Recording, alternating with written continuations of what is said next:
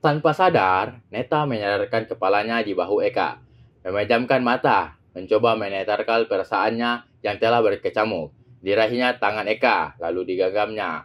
Kak, hari ini ulang tahun Neta, tapi kakak malah bersedih seperti ini. Gumam Neta kembali, masih dalam posisi menyadarkan kepala di bahu Eka. Neta yakin ada perempuan yang telah. Saat ini sedang terdiam, tiba-tiba terdengar pelan. Eka berucap sesuatu. Arneta, maafkan Arya. Sontak, mendengar itu membuat mata Neta berkaca-kaca. Ingin rasanya ia, pria itu, memberikan kekuatan agar ia tak lagi bersedih. Menghiburnya ketika ia tersadar. Karena Neta sadar, ia tetap akan menjadi adik dari pria itu. Meski keinginannya begitu besar bisa mendampingi Eka hingga kapanpun. Namun, semuanya hanyalah sebuah impian yang tak berujung, yang tak akan pernah ia gapai sampai ajal memisahkan. Arneta, Neta kembali menoleh, lalu mengusap lembut wajah Eka. Neta di sini kak, menjaga kakak agar gak bersedih lagi, kata Neta. Arneta, Eka bergumam lagi. Maafkan Ar, yang telah. Iya kak, Neta gak akan pernah marah sama Kak Ar. Apapun yang kakak lakukan, Neta gak akan pernah marah ke kakak. Merasa kondisi yang Eka makin tak berkaruan, maka gadis itu pun memilih membawa pulang Eka sambil tak lupa membayar bilnya kepada waiters yang baru saja ia panggil. Kini mereka telah tiba di rumah setelah bersusah payah membantu Eka dalam keadaan tak sadar. Kini Neta harus memboyong pria itu menuntunnya ke kamar pribadi Eka yang terletak di kamar utama lantai 1.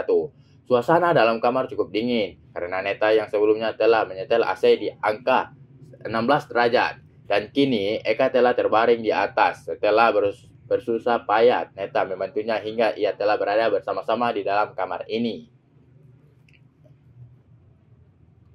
Neta berdiri di samping, menatap sosok Eka yang telah tertidur dengan perasaan sedih. Dalam hati, telah berniat malam ini menjaga sang kakak sampai ia terbangun keesokan harinya. Maka kini Neta melepaskan cardingannya. Karena malam ini, Neta tak ingin jauh-jauh dari sang kakak.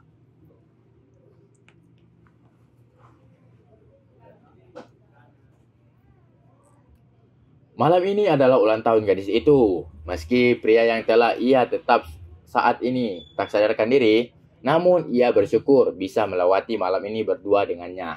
Neta menoleh sesaat, memandang LED TV yang dalam kondisi tak menyala. Arneta, kamu di mana sayang? Gumam Eka dalam tidurnya, membuat Neta kembali menatapnya. Gadis itu tersenyum sesaat. Neta masih di sini kok kak, ujar gadis itu sambil beranjak lalu naik ke atas. Neta akan temani kakak bobo lagi seperti biasa. Dengan posisi memangku wajahnya, miring samping ke arah Eka. Begitu damai wajah Eka saat ia tertidur, membuat Neta kembali tersenyum sambil memandang wajah Eka dalam-dalam. Kemudian gadis itu pun mencoba menahan sesuatu dalam hatinya. Perasaannya kini berkecamuk. Kemudian, dengan tangannya, wajah pria itu, Kak Ar, I love you, bisik Neta pelan. Hening. Kini jantung Neta berdetak makin kencang. Pikirannya mulai kacau. Dan sesuatu rasa yang baru kali ini ia rasakan lagi. Begitu damai berada di samping Eka. Begitu bahagia yang kini ia rasakan. Makasih kak, telah menepati janji menemani Neta menghabiskan malam ini. Setelah berucap, Neta kembali menatap wajah Eka. Lalu turun fokus ke pria itu dengan jantungnya berdebar-debar. Kini Neta mencoba memberanikan diri. Berbagai macam pikiran yang sedang menari-nari di tempurung kepalanya. Ditambah lagi ketenangan dirinya berada di samping Eka. Tidur dengan pria itu adalah hal yang telah biasa ia lakukan. Namun malam ini ada hal berbeda yang Neta rasakan. Neta bergerak, lalu sedikit mengangkat tubuhnya hanya untuk pipi Eka di sampingnya. Setelah melakukan itu, Neta tersenyum sesaat. Masih dengan jantung yang berdebar-debar. Tubuhnya pun terasa kaku dan nafasnya mulai tersengal. Ia merasakan ada hal yang lebih. Kini Neta makin nekat melakukannya. Ia pun mendekatkan wajahnya ke wajah Eka. Lalu, gadis itu pun sang pria sambil memejamkan matanya. Neta cukup diam merasakan getaran-getaran aneh yang menderanya. Neta tersenyum bahagia. ketika bibirnya terlepas. Lalu ia pun menatap kembali dengan penuh perasaan wajah Eka. Kak, Neta sayang banget sama kakak. Lagi gadis itu melakukannya. Namun kali ini cukup lama dan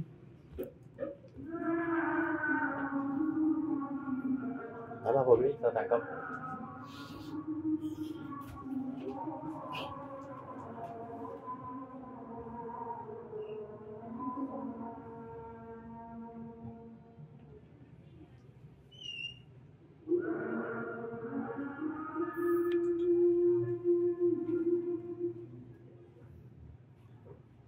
Sebelumnya di tempat berbeda, tepatnya di ruangan tempatnya dirawat.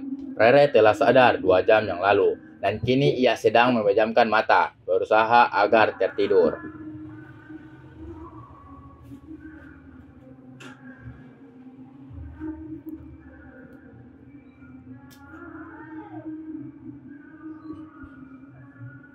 Tampak Vino dan kedua orang tuanya telah pulang setengah jam yang lalu. Sedangkan Ibu Rere masih duduk di samping gadis itu. Sedangkan Pak Sanjaya sudah pulang setelah keluarga Vino pulang duluan.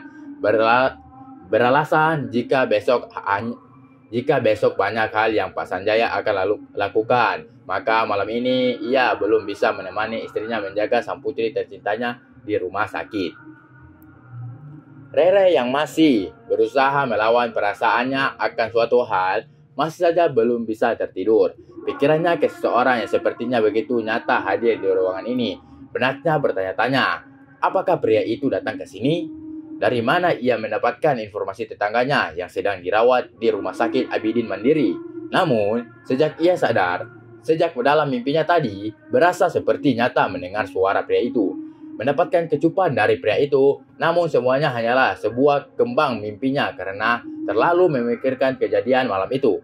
Malam di mana ia telah berani. Pria itu yang menurut Rere adalah kejadian itu disadari oleh ketidakmampuannya menahan perasaannya terhadap pria itu yang ia kenal bernama Eka. Kehadiran pria itu sangatlah terasa begitu nyata. Meski pikiran logikanya menolak akan hal itu, namun di hati kecilnya yang paling dalam membenarkan jika Eka tadi siang datang ke ruangan ini. Malam semakin larut, terlihat Rere kembali membuka mata, melihat ke sekeliling ruangan, lalu menoleh ke samping. Ternyata sang ibu sedang tertidur sambil melipat tangan di atas. Kini dirinya telah sendiri. Pikiran Rere masih tertuju kepada Eka. Dalam diamnya masih mencoba mengingat-ingat percakapan yang ia dengar entah sadar atau tidak. Percakapan antara pria yang begitu ia kenal suaranya dengan seseorang wanita. Kak. Rere menyebut nama Eka dengan lirih, pelan, hingga membuat dadanya tiba-tiba terasa sakit. Setelah berkutat dengan pikirannya, hingga timbul sebuah kesimpulan bahwa tadi ia hanya bermimpi. Pria yang entah saat ini keberadaannya di mana, karena menurut Rere tak mungkin pria itu bisa sampai ke sini. Bagaimana ia bisa mempunyai keberanian setelah meninggalkan Rere sendiri di pantai malam itu?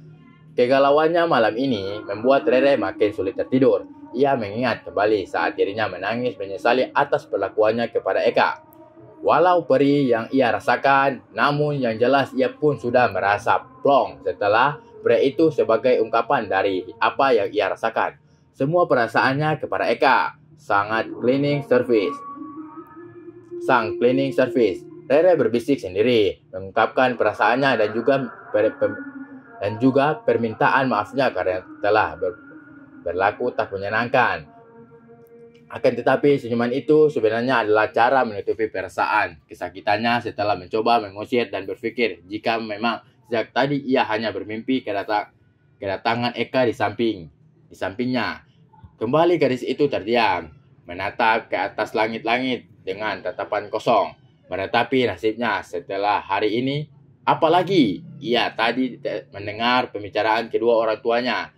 Meskipun di awal sebelum bertemu Eka, Rere pun menginginkan hal yang sama, agar pernikahannya dipercepat. Namun kini telah berbeda.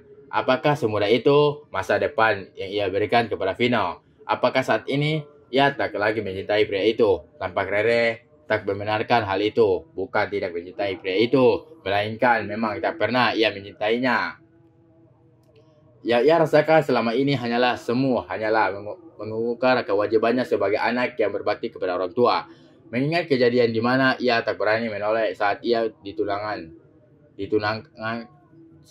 ditunangkan dengan Vino, membuat Rere menoleh ke sang ibu.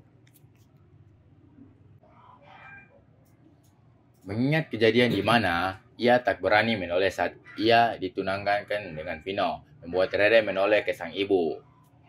Oke guys, terima kasih telah baca novel-novel kami dan jangan lupa like dan subscribe channel kami agar kami tetap semangat untuk mengupload novel-novel berikutnya. Jangan lupa bahagia.